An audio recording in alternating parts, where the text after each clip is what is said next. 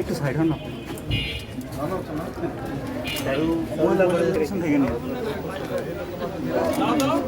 স্বাধীনতা যুদ্ধের পর এই প্রথম কোনো হরিজনের বিবাহ অনুষ্ঠানে মাননীয় মান্যবর জেলা প্রশাসক মহোদয় নিজে সশরীরে এত ব্যস্ততার মধ্যেও স্যার উপস্থিত হয়েছে। খুব ভালো লাগতেছে যে স্যার আমাদের মাঝে উপস্থিত হয়েছেন। আর কিছু বলার নাই, আমার মুখে কোনো কথা বলা না, আমাদের সেক্রেটারি কিছু বলবে।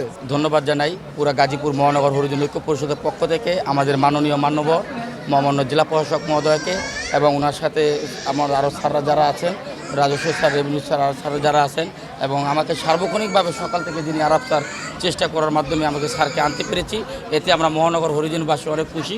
এই প্রথম গাজীপুরে স্বাধীনতা যুদ্ধের পর এই প্রথম কোনো হরিজনের বিবাহ অনুষ্ঠানে মাননীয় মান্যবর জেলা প্রশাসক মহোদয় নিজে সশরীরে এত ব্যস্ততার মধ্যেও স্যার উপস্থিত হয়েছে। আমি সন্ধ্যাবেলা জানতে পেরেছি স্যার যেহেতু আজকে এসএসসি পরীক্ষা শুরু হয়েছিল, বিভিন্ন মিটিংয়ে আসেন, এই মিটিং থেকে সময় বের করে স্যার আমাদেরকে সময় দিয়েছেন। আমি আবারও স্যারকে আন্তরিকভাবে শুভেচ্ছা জানাচ্ছি এবং স্যার আমাদের সবসময় এভাবে আপদে বিপদে পাশে থাকবেন এই আমি আশাবাদ ব্যক্ত করি।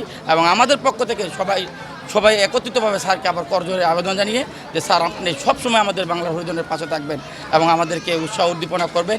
আপনার এই আগমন আমাদের আজকে উৎসাহতে আমাদের মনের কলিজাটাকে আরও বড় করে দিয়েছে। এভাবেই স্যার আপনি এই উৎসাহ দিয়ে যাবেন, আপনার উৎসাহে আমরা অনুপ্রাণিত হলাম। আর এই বিবাহটা আজকে স্যারের উপস্থিতিতে আরও ব্যাগবান এবং আরও আনন্দময় এবং আরও ঘনপূর্ণভাবে হয়ে উঠেছে বলে আমাদের আশা ব্যক্ত করতে। সচরাচর এই সম্প্রদায়ের লোকজনের অনুষ্ঠানে ওনাদের সম্প্রদায়ের বাইরের লোকজন খুব বেশি একটা আসে বলে আমার জানা নেই। আর যেহেতু এই সম্প্রদায়ের মানুষেরও মানুষ, এই সম্প্রদায়ের যে পেশা সেটিও একটি পেশা, মর্যাদাকর পেশা। তা আমরা দেখতে চাই সমাজের সকল মানুষ সমান, সমাজের সকল পেশা মর্যাদাসম্পন্ন এবং সকল মানুষের একটি মানবিক মর্যাদা আছে, সেটা আমরা সমুন্নত করতে চাই।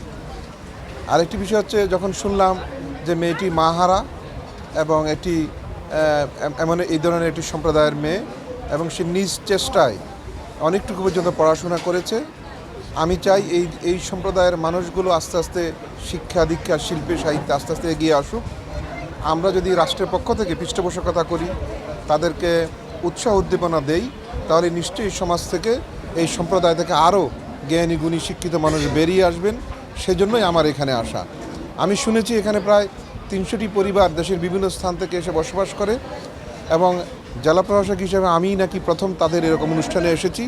সেটি শোনার পর আমার নিজেরও খুব ভালো লাগছে যে আমি এই ধরনের এই সম্প্রদায়ের মানুষের সাথে আমার আবেগ এবং অনুভূতি বিনিময় করতে পেরেছি। এবং আমি শুনতে পেয়েছি এখানকার ছেলেমেয়েরা আস্তে আস্তে পড়াশোনা এবং খেলাধুলায় এগিয়ে যাচ্ছে। বেশ কয়েকটি উদাহরণও আমার সামনে উপস্থাপন করেছে। আমি এটাকে উৎসাহ জানাই, উদ্দীপনার সহিত তারা সকল কাজ করবেন এবং আমাদের যে পরিচ্ছন্নতার যে কাজটা, এটি একটি মহৎ কাজ। এই যে কঠিন একটি কাজ সেটি তারা করে, সেই জন্য আমার জেলা প্রশাসনের পক্ষ থেকে, সরকারের পক্ষ থেকে এবং সমাজে যারা প্রতিষ্ঠিত মানুষ তাদের পক্ষ থেকে আমি তাদেরকে সাধুবাদ জানাই। তারা আস্তে আস্তে এগিয়ে আসুক, সেই জন্য আমার এখানে আসার পরে খুবই ভালো লাগছে। তাদের আন্তরিকতা, তাদের আতিথেয়তা, তাদের শ্রদ্ধাবোধ সব কিছুই আমাকে নতুন করে ভাবতে শিখেছে এই সম্প্রদায়কে নিয়ে নতুন করে কাজ করার জন্য।